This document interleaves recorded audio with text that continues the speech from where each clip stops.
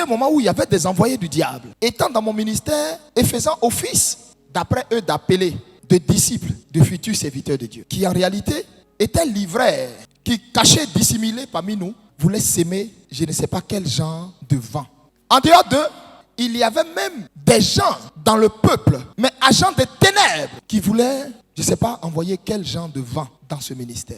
Mon épouse qui est là, elle est d'abord ma fille spirituelle, ma petite sœur et mon épouse. À un moment donné, quand je programmais mon épouse pour prêcher et prier pour des malades, parce qu'elle a un don de guérison extraordinaire, et il y en avait qui voulaient se permettre de faire souffler un petit vent de discorde ou de jalousie. Et quand maman prend le micro, tu entends dans la foule, la main est là, la maman, il n'y a pas aucun, Oma est là. Ils viennent, ils voient ma femme. Que non, maman, non, mais Dieu t'utilise dans la guérison, c'est pas possible. C'est un pasteur et sa femme qui ne sont plus là. Non, maman. Quand papa même prie pour les malades, il y en a, ça prend un peu de temps, c'est un processus.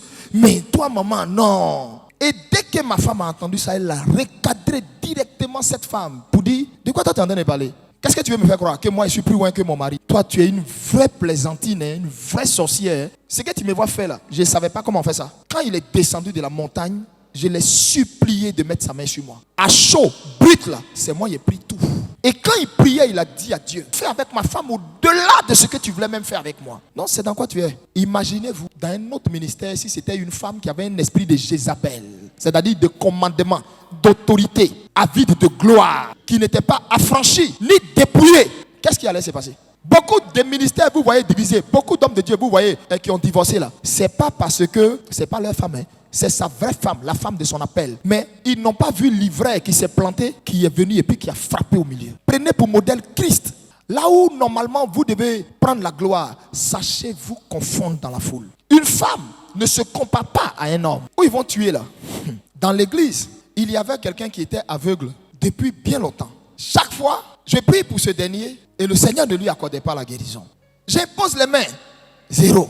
Et un jour, au lycée, j'ai eu à cœur d'appeler mon épouse. Viens, maman Elipada. Impose les mains à cet homme. Maman vient. Elle met la main sur les yeux de l'aveugle. Je n'ai pas dit malvoyant, il est aveugle, il ne voit pas. Ses yeux ont commencé à se clarifier. Elle a touché encore. Il a été capable d'identifier la couleur des chasubles. Elle a touché encore ses yeux. Il a été capable de lire. Il y avait une pancarte sur le truc du préau où on était là. On a célébré Dieu. Nul n'est indispensable dans la maison de Dieu. Si Dieu n'est pas passé par Paul pour faire, mais Apollos peut faire. Et c'est Jésus qui est glorifié. Ce malade-ci, Dieu n'avait pas permis que par mes mains, il reçoive la guérison. J'ai la sagesse et le discernement de dire à ma femme, impose-lui les mains. Papa, dans la division, s'élève. Il dit, ouais. Maman Elipada. Ouais. Non, le culte était extraordinaire, papa. Ton message était puissant. Dieu s'est manifesté par toi. Il y a eu des guérisons. Mais maman, non, au moins là. J'ai le nez creux et le Seigneur, par sa grâce, m'a accordé le discernement.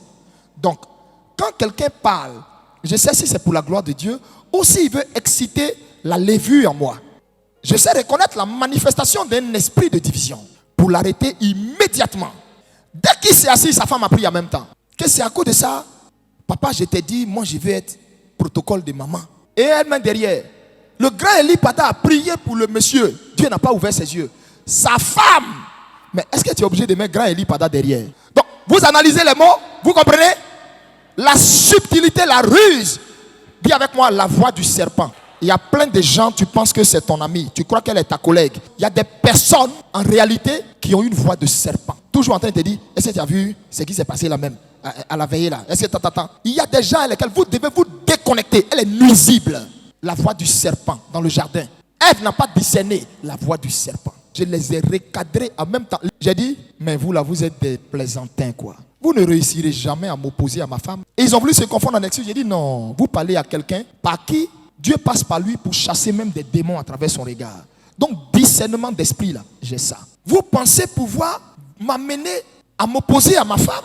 Vous savez, les prophètes avec qui Dieu parfois fait des choses rares, des choses extraordinaires, Dieu les utilise, ils marquent leur temps et puis ils vont vite. Dieu les enlève tôt pour ne peut-être pas que les gens les adorent. Et donc, eux, ils peuvent laisser l'héritage de leur ministère à leur épouse. Et si dès maintenant, des gens vont chercher à rendre mon épouse orgueilleuse, a amené mon épouse à penser que ce qui s'est fait par elle, c'est parce que elle a jeûné, elle a mérité. Je ne permettrai pas que vous venez amener ma femme dans quelque chose où, non. J'ai recadré ça direct à la réunion. Ne vous laissez jamais avoir par des paroles de tromperie, des louanges de tromperie, des paroles flatteuses, où on va venir te faire croire que tu es le super prophète. En dehors de toi, Dieu n'utilise pas quelqu'un. Non. Je connais des ministères qui n'auraient pas survécu à ce genre de choses. Vous savez, souvent, c'est des petites choses qui deviennent des feux de brousse. Où le monsieur allait dire, sa femme cherche à se comparer à lui.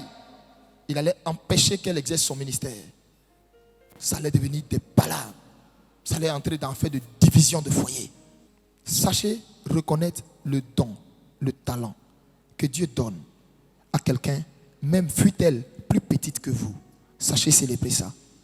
Quand Dieu te met avec une femme, ce n'est pas pour que, entre elle et toi, elle peut avoir la grâce, une grâce prophétique forte. Il faut savoir célébrer ça. Arrêtez d'être en guerre avec vos femmes. Apprenez-vous plutôt à ceux qui sont la voix du serpent, qui viennent s'immiscer entre vous. Vous comprenez, mes enfants?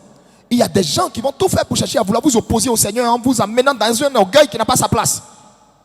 Et puis Dieu se retire de toi, fier. Il dit, ah d'accord, comme tu crois que c'est parce que tu as jeûné, que tu fais tout ce que tu es en train de faire là. Je le dis toujours, c'est pas parce que je suis allé à la montagne que Dieu fait ça. Non. Jean a pris la peine, tout le temps quand il était dans le désert, de chercher à savoir le couloir de son appel. C'est pourquoi il n'a jamais voulu s'opposer à Christ. Il n'a jamais voulu lui faire de l'ombre. Il n'a jamais voulu le lutter. Il n'a jamais voulu se comparer à lui. Parce que le monsieur comprenait toute la palette de sa mission.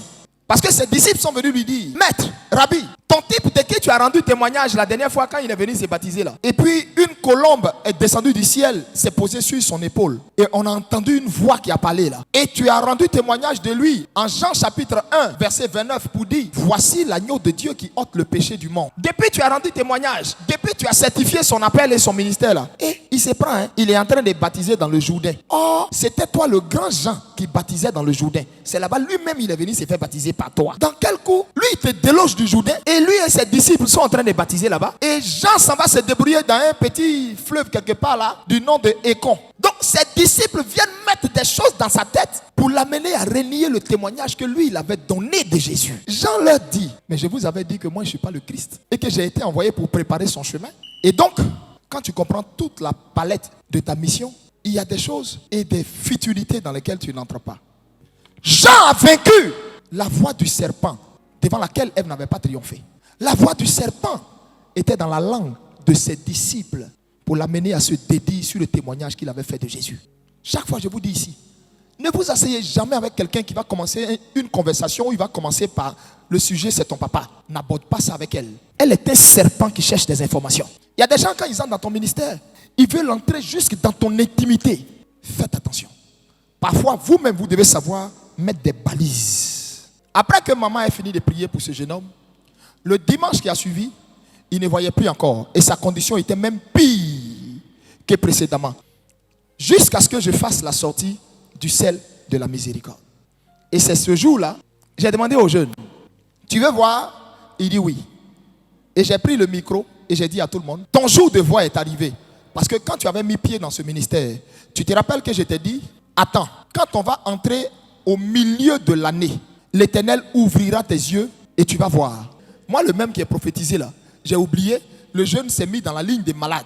C'est comme ça que je suis allé lui imposer les mains et il n'a pas vu. Vous comprenez maintenant mieux? Ce qui s'est passé le jour où j'ai imposé les mains, il n'a pas vu là. Parce que normalement, quand je l'ai vu dans la ligne des malades, j'aurais dû l'enlever pour dire non.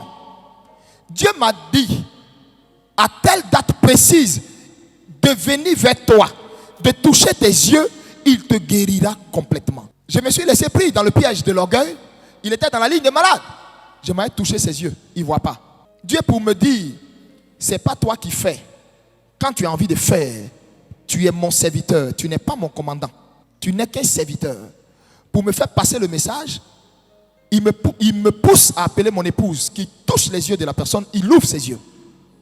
Pour me dire, moi, je peux même me passer de toi si tu continues de me désobéir.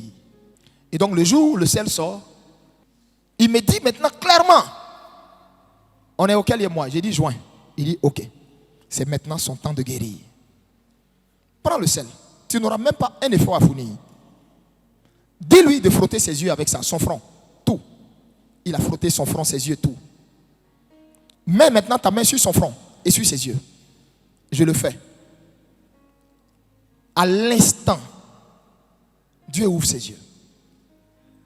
Il reconnaît les personnes qu'on lui présente. Il marche seul pour aller à la maison. Depuis lors, il a retrouvé la vue. Plus jamais, ça s'est ouvert et puis ça s'est refermé après.